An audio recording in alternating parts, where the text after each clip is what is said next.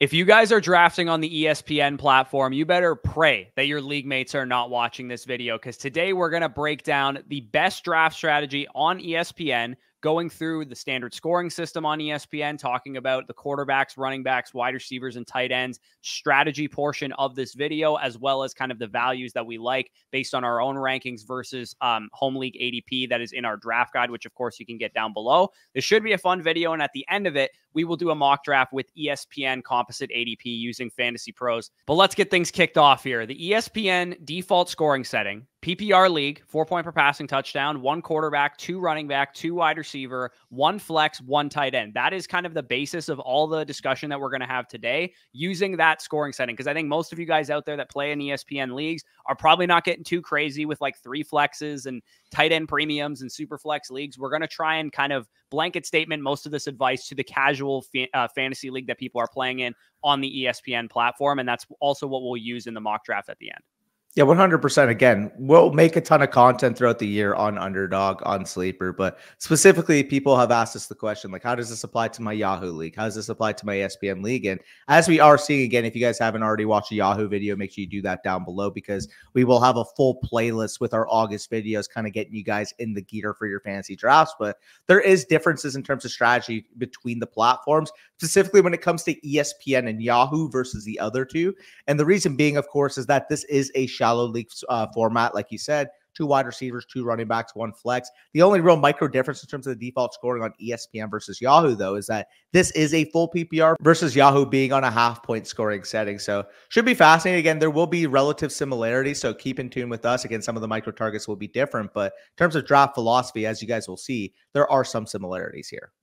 Yeah, for sure. Let's go position by position as we're going to do here. The quarterback position on ESPN. Again, this is available in our draft guide. So if you think this is an awesome tool, you can see our FSE rankings. You can't actually see them on the screen because we hit them. But basically, you can see the difference between our rankings versus ESPN's overall ADP. And it gives you an idea of kind of the good value pockets that you should be targeting within this position group. And we're going to go through all 4 fantasy positions. You guys can see that one major difference that stands out right away, I think, on ESPN is that Patrick Mahomes is the quarterback 1 in the ADP, which is not the case on Underdog or Sleeper or any serious platform, to be perfectly honest. So QBs are pushed up the board in general. You can see the first, 5, 6, 7 quarterbacks there are generally a lot higher up the board in ESPN consensus ADP than they are versus our own rankings. And also, too, one thing that I noticed is specifically like the best quarterbacks in the NFL. Like you can see Mahomes going quarterback 1, CJ Stroud being QB 5, Joe Burrow being QB 7, Aaron Rodgers is pushed up the board, Brock Purdy's pushed up the board. Kirk Cousins, a little bit overvalued as well. I think fantasy football is kind of disconnected from real football on the ESPN platform, because we know in fantasy, guys like Jalen Hurts, guys like Anthony Richardson, guys like Kyler Murray, guys like Jaden Daniels have this like rushing upside that is actually scoring higher than passing upside in overall fantasy scoring. So the fact that you can get nice discounts on these dual threat guys like Hurts, Richardson, Kyler, and Daniels presents an awesome value opportunity for those of you guys drafting on ESPN. Yeah, it's pretty simple, like you said, that they do value, real life standing. Where would we rank our top 100 quarterbacks if you were to make a list of top 100 players? And like guys like Dak, obviously Rodgers, Burrow, Mahomes. You could see relative to where they are ranked on our rankings, relative to where they're ranked on Sleeper, on Underdog, that compared to what we know works in fantasy football, especially knowing that this is a 4-point passing touchdown league. If it was 6-point passing, and again, I would still rank Allen Hurts as 1 too, but if somebody were to tell me in a 6-point passing touchdown league, they think Mahomes is going to throw for 40, 45 touchdowns, I think it'd be a fine pick to take him quarterback 1. However, I will also say that because it's a 4-point passing touchdown league, he shouldn't be at the top there. And because, of course, that he's going at 23 overall, that's still a little too high for our taste. Again, we notice across these platforms in the last 2 videos that a lot of these quarterback valuations are pushed up holistically, but specifically with ESPN, like you said, targeting those rushing threats, targeting guys, like Richardson, Daniels, Caleb Williams, Tua Tagovailoa, Jared Goff, Trevor Lawrence, Justin Herbert, Matthew Stafford, Deshaun Watson. For the most part, you got some mid-range values there, but to be honest, just waiting at the position as a whole is a good strategy. Yeah, for sure. And I think you have to keep in mind that like Jalen Hurts and Josh Allen rushed for 15 touchdowns last year. And that is equivalent to 22.5 passing touchdowns just on a fantasy point per game scoring standpoint. So these rushing quarterbacks, definitely, if you're looking for an early round quarterback, you're getting a slight discount on the rushing options, and you're getting a good option, like you said, to fade the quarterback position if you want to build out the rest of your roster. First, get your running backs, get your wide receivers, maybe get an elite tight end. As we've talked about in numerous videos this offseason, it is a good year on a micro player take level to fade the quarterback position because you have high upside options like Daniels, like Williams, like Rodgers, maybe not on this platform, like Tua, like Jared Goff, like Trevor Lawrence, like Justin Herbert, like Deshaun Watson and Stafford, who can have like monster seasons, just not at monster price tags like you have to pay, for example, on CJ Stroud or Joe Burrow on this platform specifically. So definitely a good time or a good year to get rushing quarterbacks on ESPN, as well as if you're going to fade the quarterback position, to grab one in the 9th, 10th round and kind of be set at the position. So moving into the running back position, and similar to what we talked about in the Yahoo video, obviously there's going to be a little bit of overlap here, is if you want a anchor running back, it's probably wise to get one early because as you can see with our rankings, McCaffrey, Breece Hall, Bijan Robinson, and then Jahmyr Gibbs, who's still currently my RB4 in my rankings, pending his health situation. Same. Those guys are kind of right in line with where they go in ESPN ADP. And then you can see the other guys like Kyron, Derrick Henry, Saquon Barkley, Jonathan Taylor. And then, of course, we'll talk about the dead zone guys in a second. Those guys go a little bit higher than we're willing to take them. We have other wide receivers and such that we would take over those guys. Again, this league is a little bit shallower. It's 2 running back, 2 wide receiver, 1 flex, and 1 tight end. But it is a full PPR format. So the wide receiver position should be, you know, pushed up the board to some degree, at least more than it was on Yahoo. This format's not really conducive to running like a true 0 RB because you don't really have enough starting spots to be able to fill out like a bunch of wide receivers. If you have an ESPN league that's a 3 wide receiver, 2 flex, that would obviously be different. But there's a nice pocket of running backs at the early portion and also in that kind of Isaiah Pacheco, Devon Achane, Travis Etienne area.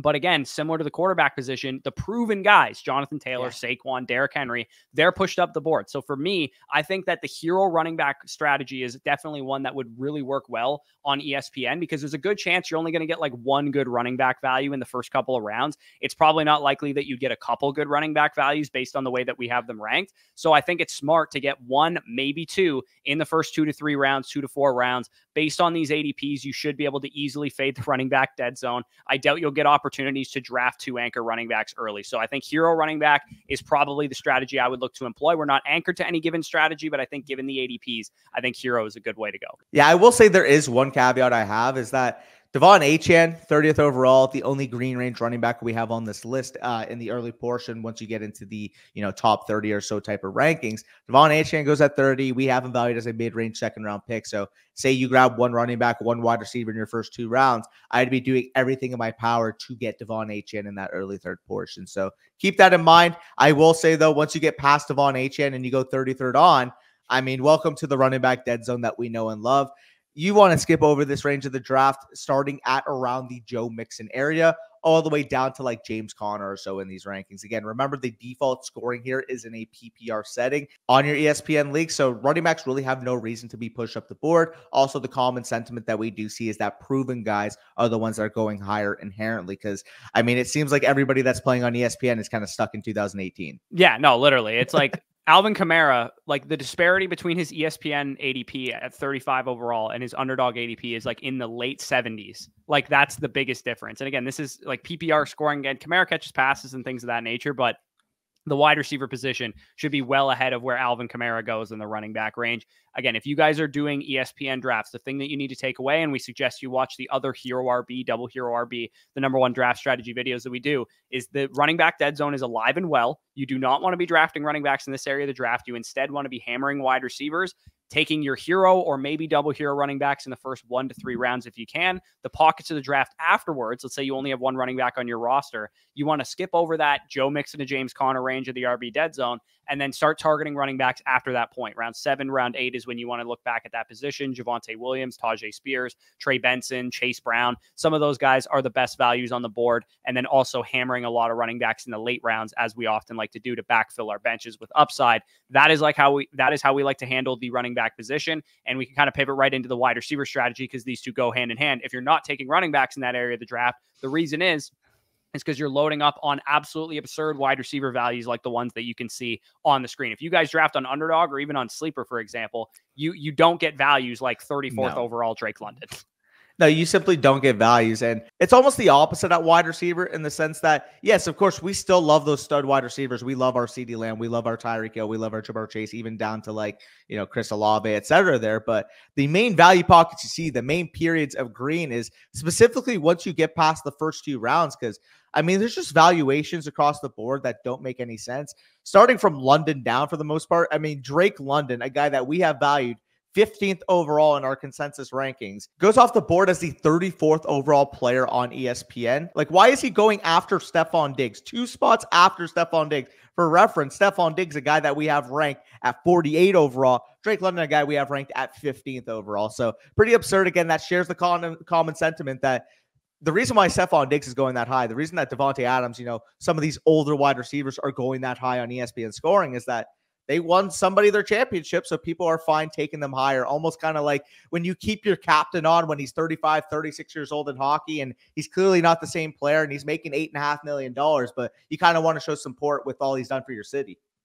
Yeah, you're literally shooting direct shots at John Tavares on the Maple Leafs right now. He's actually losing his captaincy. But I talked about it in the Yahoo video. It's basically like Madden ratings. The ESPN and Yahoo ADPs are like how Madden ratings are done, where a clearly washed wide receiver is like a 94 overall in Madden, and the young superstar in the making, Puka Nacua, Nico Collins type, is like an 83 overall. And we all know that that's not accurate, especially when we think of the production that's going to come this year. In ESPN, people have to see it first. And guess what? In fantasy, you don't have that luxury. You have to project forward. Hey, I'm so glad you mentioned that. Like, the biggest example I can think of is like DeAndre Hopkins being an 89 while Nico and Puka are under 85 overall. So that kind of, shares the same thing. Maybe, Madden gets their ratings from ESPN ADP, who knows? But all jokes aside, again, because we love the wide receiver values in the round 3, round 4 area we actually do love the idea, like we said at running back, of grabbing 1 or 2 early and backfilling at the wide receiver position. Because as you'll mention with some of the specific micro names for the best values, man, like we're talking about guys that we have legitimately 20 spots higher in our rankings. Yeah, I mean, like the early names you can see there, Marvin Harrison Jr., Drake London, Nico Collins, both 49ers receivers, Brandon Ayuk, and Deebo Samuel. You also see Devontae Smith, Cooper Kupp, Jalen Waddle, Malik Neighbors, T. Higgins, and then even like the late round guys, you're able to take swings that are basically free on guys like Rashee Rice and Christian Kirk and Jaden Reed and Brian Thomas Jr. and Jackson Smith and Jigba and Xavier Worthy and Lad McConkey. Like you can get wide receiver values that are absolutely absurd. And we will obviously detail that when we're into the mock draft. So the reason that we say, hey, if you have a tiebreaker early on, lean towards the running back position is because you can inherently get those wide receiver values late. It's almost the polar opposite of what you do on Underdog, because on Underdog, you can get the running back values late. So it's like, you know what? I'll tie break my Amon-Ra St. Brown versus Breece Hall by taking St. Brown because structurally it sets me ahead at the wide receiver position, because as we know on Underdog, all of those wide receiver values don't exist. You don't get Christian Kirk outside of the 4th round, and he goes in like round 9 on ESPN. Like it's a big time difference in the values at the wide receiver and running back positions and how those two interact. And it's weird because ESPN is the full PPR platform and Underdog is the half PPR platform. Yeah, it's definitely a different climate in terms of what you're dealing with. I mean, you're dealing with sweaty sickos like myself and Corey and, like Pat Crane and stuff over on Underdog versus some of your drunk home league buddies you draft with on Labor Day.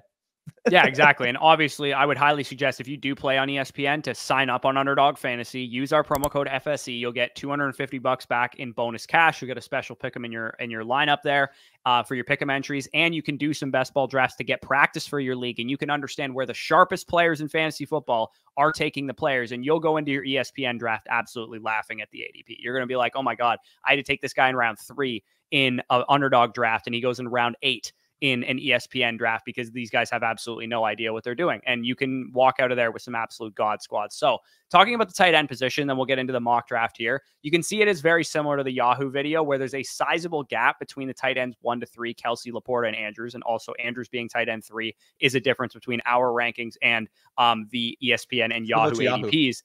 And then tight ends 4 to 8, you can see there McBride, Kittle, Kincaid, Ingram, and Pitts. They're coming at a significant discount minus Ingram there. So I think the best place to get your elite tight end is probably in that middle tier, whether it's McBride, Kittle, Kincaid, or Pitts. You can get really good values on those players. Late round tight end is also somewhat viable because after like TJ Hawkinson and Dallas Goedert are off the board, none of these guys are even getting drafted. So if you really wanted to, you could fade tight end into oblivion and draft 2 tight ends at the very end of your draft, round 14 and 15, and try and get by and stream that position. But I will say this year on the micro level, as we talked about in the Finding the Next League Winning Tight End video, I want to secure an elite tight end if I can. And to me, McBride, Kittle, Kincaid, Pitts, Ferguson, and Bowers stand out on the ADP right now as guys that you can get to lock down your tight end position that are actually coming at a good value based on where we have them ranked versus where they're going in ESPN drafts.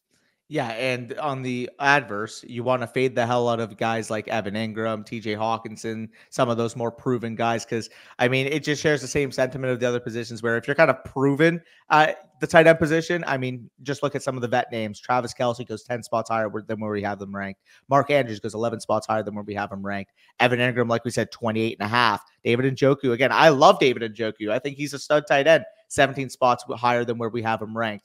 Dallas Goedert, TJ Hawkinson, Cole Kmet. I mean, there's just names across the board that have been relevant in recent years that people are pushing up the board because, quite simply, they want a familiar name at their tight end spot. Yeah, it's funny, too, because we're actually higher on Kelce relative to Underdog. Like, we have him at 28. He goes at like 38 or 36 on Underdog, but he goes at 18 on ESPN because it's just everybody knows Travis Kelce. Like, there's probably Swifties drafted. So Swift, yeah. Yeah, exactly. So exactly. That's what we think about with the ESPN ADP is the best way to get practice for this is A, to use our rankings and use our draft guide, and B, to do Underdog drafts. And thankfully, they actually go hand in hand because when you sign up on Underdog, you get our draft guide emailed to you within 24 hours after you make your first deposit. So we are going to pivot over to the mock draft and kind of implement some of the strategy that we've talked about in this video. So let's pivot over to the Draft Wizard on Fantasy Pros. All right, so we are using the Fantasy Pros Draft Wizard draft simulator that they have here. The interesting and cool thing about this, and again, this is not a sponsored video or anything, it's just a good tool, is that you can actually draft specifically based on ESPN ADP or, NFL.com ADP or Sleeper ADP, whatever site you're actually using. And you can use the ESPN pre-draft rankings and you can get good practice in an ESPN draft where the lobby is not packed with like a bunch of idiots who make 3 picks and then let their team auto draft and they're taking defenses and kickers in round 6. So that's the good thing is that you're drafting basically off of experts, essentially. The bots are like using Fantasy Pros ECR, but it is based off of the ESPN ADP. And you can also make adjustments looking at your league, be like, oh, my quarterback, the quarterback position in my league is just overvalued. They're going to push the quarterbacks way up the board, or maybe they hate running backs and they're going to push running backs way down the board relative to what the normal ADP would suggest. So I like that you can make those additions. Same with rookies too. If people really love rookies every year, you can push those up the board. So let's get into the draft. We are going to be picking from the 3 hole in this draft. As we get into it, me and Danny are going to tag team this thing and kind of go through, as we talked about, execute potentially like a hero RB type of build, execute potentially some of these like big mid-round wide receivers, and then also potentially get an elite tight end, as we talked about. So McCaffrey and Lamb go off the board first. I think we're both in agreement that it's Tyreek Hill here. That's who we both have ranked. I have him ranked at 2. I believe you have him ranked at 2, or maybe you have him ranked at 3. I have him ranked at 2 right now. Again, if you're in a shallower format like this, I actually probably would have McCaffrey as my 2 behind CeeDee Lamb, just because CeeDee Lamb's kind of like the safest. Both him, Tyreek Hill, and Christian McCaffrey kind of being older, elite options. Because it would be a shallower starting lineup, I don't mind if you want to take McCaffrey over Hill if it's, 2 wide receivers, 1 flex. But I will say in these leagues I play in, 3 wide receivers, 2 flexes, specifically, I would take Tyreek Hill. Again, we don't have to make the decision at the 3 spot because obviously McCaffrey goes 1, but that would be the tidbit. If McCaffrey did fall, in this shallower format, I'd actually be more willing to take him. Yeah, no, absolutely. I think also when you pay attention to the board, it actually looks a little different than the ADP that we were talking about. And like I said, the reason for that is because we're actually drafting against Fantasy Pros ECR in addition to the ESPN ADP, which makes for a more realistic experience because your league mates are probably not all. They're going to print off their cheat sheets. They're going to print. Yeah, they're going to print off their content creators' cheat sheets, and they're going to probably know what they're doing to some degree. There's probably a couple tacos that have no idea what they're doing, but there's a good vast majority of your guys' home leagues, I'm sure, are going to draft a little bit closer to this. They're not going to draft straight off the ESPN ADP like complete morons. So let's look at the running back position, because we did take obviously a wide receiver in the first round. Do we want to go in the direction of grabbing ourselves an anchor running back like ETN or like Devon Achane or like Isaiah Pacheco? I mean, Achane is our highest ranked running back, but there's a possibility we get him on the way back. I agree. I will say, though, knowing that there's just so many good options across the board, I wouldn't mind just grabbing HN here and seeing if like ETN or one of those wide receivers fell back. But I'll capitulate to what you want to do here. Do you want to grab ETN first and play the ADP game, or do you want to just grab HN and ensure we have them? So I have ETN and HN really closely ranked. We also do have Hill already. And in the Yahoo video, we took 2 straight Falcons to start the draft. So let's capitulate and we'll go with ETN as the pick here and hope that HN falls back to us. Play the ADP game. Plus also, if we're going to take 2 Dolphins at the beginning of our draft, maybe we want a slight discount on HN to do it. So I'll capitulate here and we'll go with ETN here. And we do actually have HN fall back. So that makes for an easy pick. We'll just look at the other positions just to be safe here. Again, these wide receivers are all really good values. I love Nico Collins. I love some of these guys. We could go Collins if you want to, because I know you, I believe, actually have him higher in your rankings than Collins. But as we talked about throughout the video, you want to make those tiebreakers knowing you're not going to get good running backs later. Yeah, again, specifically in my rankings, I do have Nico Collins a couple spots higher, but knowing this is a shallow starting lineup, knowing that there's heavy emphasis in terms of ADP at the running back position, I already have Devon Achane as a steal relative to where I have my rankings, that I'm not going to get this type of opportunity to take a running back I have after where I have him ranked in this draft. Yeah, exactly. Because like we said, throughout the dead zone, you're not getting values on running back. So you're going to see a bunch of bad RBs. You're seeing them go off the board right now with Mixon and all these dudes. Like, look, we got Pacheco went right after our pick. You got Mixon, you got Kamara, you got Josh Jacobs. Again, I think that's fine on Jacobs, but Mixon and Kamara going that high is just, it shows you exactly what the format looks like. So we're back on the clock here. What do we want to do? Debo. Yeah, I mean, Debo Samuel being available at this pick is pretty insane. Tight end, we do have Andrews, we do have Kincaid, we have Pitts. We still have opportunities at that point in time. So let's grab Samuel here as our second wide receiver. And we're still in pretty good shape at that position as well, because as we talked about, we're about to get some nice values at wide receiver through these mid rounds. So what are you thinking here? Do you want to deviate for a tight end? Do you want to maybe try and punt tight end to the 6'10"? What do you think? I was going to ask you 2 options here, because I do think we could backfill a wide receiver to catch up on depth, knowing the platform. Do you want to grab? Honestly, I think I would rather have A-Rich here and see what tight end falls, knowing that the ADP just hates Kyle Pitts. It almost feels like.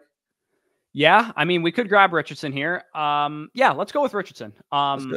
Again, the rushing quarterbacks is the thing that we talked about. Rushing quarterbacks come at a little slight discount here. We do see Ferguson, Ingram, and all those guys go off the board. I do believe Pitts fell back to us, and so did Kittle. So, I mean, Kyle Pitts is a pretty easy pick. I'm just going to take a look around to the rest of the draft board.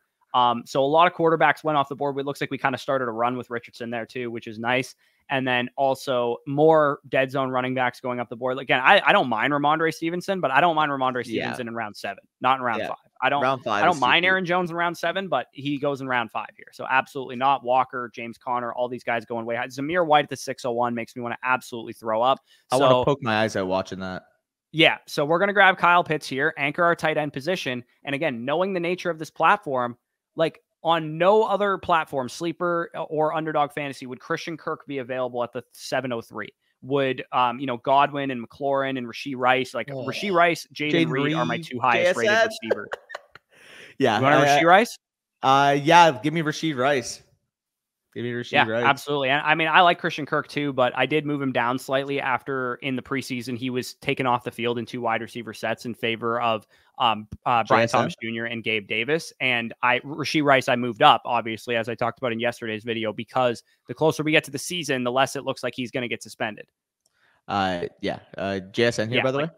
Oh, look at the running back position right now. Just absolutely disgusting. JSN, I think, is my highest rated wide receiver. Actually, I have McConkey 1 spot higher than JSN. So he would be my highest rated wide receiver, but I'll go JSN if you want to go JSN. Yeah, let's go JSN, and we can play the game that McConkey even falls back, knowing that he's lower on the list. Yeah. And the nice thing, again, the format that we're doing this draft for is, as we talked about, it's a 1 quarterback, 2 running back, 2 wide receiver, 1 tight end, 1 flex. We're at the point in the draft where we have, if we go to our team right here, we have our starting roster already filled out. We're at a point now where we can just take upside swings. And to me, JSN is an upside swing. So why would I draft Cortland Sutton, for example, who's a total sexless pick who could be fine, I guess, but not the type of upside swing you want to be taking in a shallow league format, when I could take Rome Odunze or I could take Xavier Worthy. Again, why would I draft some of these running backs, Zeke, Jerome Ford, Gus Edwards, who are total sexless running back picks, when I could be taking some of these upside swings at wide receiver? And somehow George Kittle is on the board right now, which at the 903 is absolutely ridiculous. I almost want to take him just to prove a point. But What do you think here? You want Addison? You want Odunze? You want Uh, Worthy? What are you thinking? I mean, you mentioned shallow lineup, full PPR, playing for the late season now because we filled out our wide receiver core really well. I love Roma Dunze here.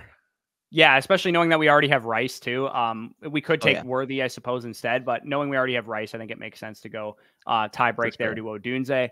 Again, in the late rounds, we're just going to be taking upside swings. We're at a point. Keon Coleman obviously really Rico. stands out there. We maybe want to dip back to the running back position. Some like people Rico might here. be having an aneurysm right now, thinking that we don't have enough running backs on our roster. But again, we ran a double hero RB strategy where we're betting that ETN and HN are going to be the guys that carry us, and we're going to backfill in the late portion of the draft, which is where we're at right now. So do you want to grab Rico Dowdle or a Khalil Herbert or something, or do you want to go back to the wide receiver position? Yeah, I'm fully content on Rico here, to be honest. It's not much higher than where I even have him ranked. Yeah, like in a vacuum, I have Keon Coleman ranked higher, but knowing that it's a shallow format, we can't start that many wide receivers, and we already have 5 of them on our roster. I would definitely be fine going back to the running back position. And Coleman is actually still there. Do you want to grab him now? Yeah, sure. I'm down with Keon Coleman here. Yeah, for sure. We still have a couple picks left too that we could still backfill some running back production. We're starting to get to that area of the draft where wide receivers and running backs are starting to flatten out a little bit, where it's not totally wide receivers easily the best value on the board. Yeah. And we can see guys like Bucky Irving, Braylon Allen. I'm gonna look at the rankings here. The latest Fantasy Pros ECR has these guys rated the highest. I'm cool going Bucky Irving. I don't really take him a whole lot, but I was kind of impressed with him in the preseason. I think Estime will be available for us with our next pick. So I think if we want to go with Estime, we can take him after. Yeah, I'd be cool with Bucky or Braylon. Yeah. Knowing that we actually have our positions locked down, let's go with the more high upside play. We got the guy with the workhorse size. Let's grab Braylon Allen there in case anything happens to Breece Hall, and Bucky actually fell back to us. So we could go with Bucky as well. And real quick with Braylon, I will say this because obviously if you guys followed us in the Dynasty season, you'll know that we were relatively lower on him compared to consensus. But I mean, I will say he moved way better in the preseason than I would have expected based on his Wisconsin tape, to be honest. His last year at Wisconsin, maybe it was, carrying extra weight. Maybe it was him just not playing at full speed. I don't know what the case was. It looked like he was running through mud. And I will say in that preseason game, he did look spry for that size. So I do definitely have to make some modifications to what I could potentially think for the potential of him. Yeah, no, it looks like he's the clear RB2 on that team. It's obviously expected to be a pretty good offense. He's climbing up the handcuffs rankings for sure. I don't think he'll work into the backfield unless Breece Hall is down. But if Breece Hall gets injured, I do think he has a chance to be really solid. Bucky Irving, on the other hand, I do think has a chance to work into the backfield with Rachaad White there. So we'll grab him, close out our draft. And again, we will kind of recap how our team ended up looking here. We got a B, which is kind of insane to me. But you guys can see our team there. Again, we grabbed the elite anchor running backs with Travis Etienne, Devon Achane after our Tyreek Hill pick at 3 overall. The basis of the double hero RB strategy, and we did an entire video on this if you want to go check it out, is that when you take your swings at running back, you want to make swings on guys that you believe have elite upside. I think both Etienne and Achane have elite upside. We saw Etienne the first 8 weeks of the season be a 20-point per game scorer. We saw Achane on any kind of full workload be a high upside, big play, receiving threat in a great offense. Those are our upside swings. We are basically locking in those guys to our RB slots to begin the year. Where we backfill is not in the running back dead zone where, some newer fantasy players like to backfill because they understand that running backs get injured. But what we're doing is leaning into that uncertainty, hoping they don't get injured because we only have a 1 in 12 chance probably in a 12-man league of winning our league anyway. We're going to backfill in the late rounds with Rico Dowdles, with Braylon Allens, with Bucky Irvings. And if those guys don't work out, we cut them and we churn the waiver wire like you guys probably have done in years past to pick up Kyron Williams, to pick up Devin Singletary, to pick up Gus Edwards, to pick up, some of the guys that were standouts from the waiver wire last year. So we make that assumption at running back. We grab all of the wide receiver value we can possibly handle with Tyreek, Debo. I have Debo ranked inside my top 24 players, and we got him in the 4th round. Rasheed Rice, Jackson Smith and Jigba, Romo Dunze, those guys are ranked in like the 5th, 6th round for me. And we got them in basically in the late rounds of our draft, and we were still able to backfill with a Keon Coleman upside swing with Rico Dowdle, Braylon Allen, Bucky Irving. Like I said, we get our elite anchor onesie and Anthony Richardson, rushing mobile quarterback, as we talked about in the strategy portion of this video. And Kyle Pitts, we mentioned as one of the biggest values on this platform because proven production is what people are seeking out here. And Kyle Pitts has burned person after person in these type of formats. People are sick of believing in Kyle Pitts, listening to us fantasy analysts talk him up. But this is the year that you should be in on Kyle Pitts. If you haven't been in on him to this point, this should be the year. He's got a quarterback upgrade. He's got an offensive coordinator upgrade. Yeah, 100%. And adding to that real quick, I mean, I don't want to toot our own horns, but I mean, just looking across the board, I think we made the right decision at every single spot. Yeah, no, it was the right decision definitely to go with 2 running backs because I mean we definitely could have taken Achane with this first pick, for example, and then grabbed Nico Collins with our next pick. But at the Yeah. next selections, like we would have been deeply into the running back dead zone. We would have missed out on James Cook, on even Josh Jacobs, who I'm okay with taking at the end of the 4th there. And we would have had to completely fade running back all the way down to this like 7th, 8th round range. And I think the byproduct of drafting on ESPN or Yahoo versus Underdog, for example, is on Underdog in the 7th, 8th, 9th round range. If you don't have a lot of running backs on your roster, there's very solid projections on the board. You can get Zamir White and Jonathan Brooks and Jalen Warren in the 7th to the 9th round. Whereas on these platforms, you're like, do I want to draft Brian Robinson at the 709, for example? Because Tony Pollard at the 612. Yeah, like if you're going to go wide receiver heavy approach like this 109 team did, you got to commit to it fully. You can't just start taking dead zone running backs. I like Javonte Williams in like the 8th round, but I don't like him at the 509. Yeah, 509 is absurd. That's what I will say. That I feel like the majority of the stink on the 0 running back strategy comes from people that are drafting in ESPN Yahoo leagues that take a few wide receivers early. And like you said, do it the wrong way in the sense that they panic and they try to take their running backs in the mid rounds at way worse projections, like Javonte, like Aaron Jones there, like, I mean, even James Conner at the 5-2, obviously Alvin Kamara. We like Rachaad White. We don't like 401 Rachaad White. Like, there's big differences there. So, yeah, absolutely. Again, it's if you're going to go running, if you're a running back heavy person, you definitely want to get them early. That's if you want running backs, you need to get them early. Otherwise, you're going to be walking right into the running back dead zone. If you don't have the stomach or the stones to be able to stick out a true 0 RB into the 7th, 8th round when you have no running backs on your roster, 0 RB is not the strategy for you, unfortunately, to say. And definitely check out the 0 RB video that we talked about. And again, if you are in an ESPN league that has variations to the scoring settings where you have 3 wide receivers and 2 flexes and such like that, you actually can run a very effective 0 RB on the ESPN platform because of how good of values you're getting at the running back position. But if you have the bog standard 2 running back, 2 wide receiver, 1 flex standard format that they have here in full PPR, then you're definitely not in a position to be running a 0 RB type of look. So, Danny, anything else before we get out of here? Yeah, the last thing I will say before you kind of wrap us up is if you did enjoy this video, we will be making a playlist with all of our August content, like I mentioned earlier. So if you're watching this one, you like this one, you want to go back, watch, maybe you have a league both on ESPN and on Yahoo, you want to watch that video, or you want to watch our strategy videos, you want to watch our superlative videos, all of that will be made available in the playlist above. So you guys can binge watch that if you want, you know, watch 2, 3 at once. You're trying to get prep for your office draft. We'll make sure that is all available for you. Yeah, absolutely. And if you do want our rankings, you trust our opinion, you liked what you heard here, obviously leave a like and subscribe down below. But you can get our rankings by going to Underdog Fantasy, signing up using the promo code FSE. Again, get involved in some drafts right now. They have some low stakes, $3 entry, $5 entry type of contest going on all the time. You can get some good practice for your home leagues, especially if you are drafting on ESPN or on Yahoo, which I'm assuming you are if you watched and clicked on this video and watched it all the way to the end. Underdog Fantasy will get you over prepared to beat your league mates. You will understand where the sharpest players in fantasy football are taking the players in terms of overall ADP, how to structure your team and things of that nature. It will get you over prepared for your draft. And of course, you can get our draft guide totally for free by signing up over there using promo code FSE, depositing $10.